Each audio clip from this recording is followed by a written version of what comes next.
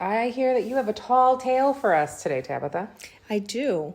So this one deals with a little vanished hamlet in Cortland County called Higginsville, and it was located south of Blodgett Mills on Route 11, and it was never very big, but it was important because the tavern there was a stagecoach stop, and the hamlet was site to one of the earliest sawmills in the county. Okay.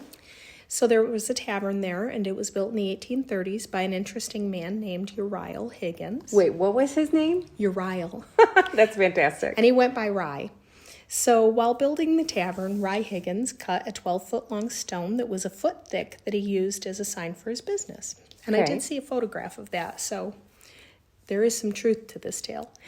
For many years, Higgins owned a trained bear that he chained to that signpost. Wait, a bear, like rawr.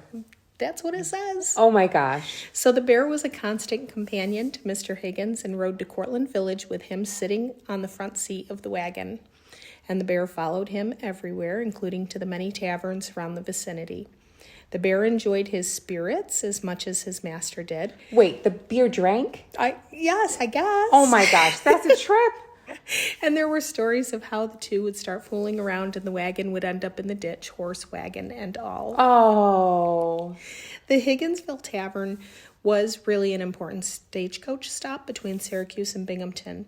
The stage would leave Syracuse and change horses in Tully, and then again at Higginsville at about noon. And the stage leaving Binghamton would change horses in Whitney Point, and then again at Higginsville also about noon. So there they would have, all this bustling action at noon, and people would be gossiping and catching up on everything. Well, that's fun. Yeah. The tavern was also a community center in the rural area. Sleighing parties were popular among the young people, and they would finish the day at the tavern with a chicken or turkey dinner, Rye's best hard cider, obviously yum. No drinking age, and dancing on the spring dance floor made from curly maple. Oh, how cool. I think it is cool. So he owned the tavern until his death in 1851, and then it passed to his widow, Catherine. And after her death in 1874, Watts Freer purchased the homestead, but he did not operate as a tavern. He built a cider mill and a blacksmith shop.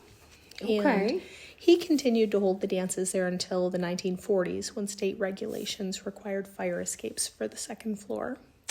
Oh, how cool is that? I love that story. I love that story, too. And supposedly the dance floor is still there. Oh, wow. I wonder if there's ghostly kids dancing with their cider. Or the bear. Or the bear.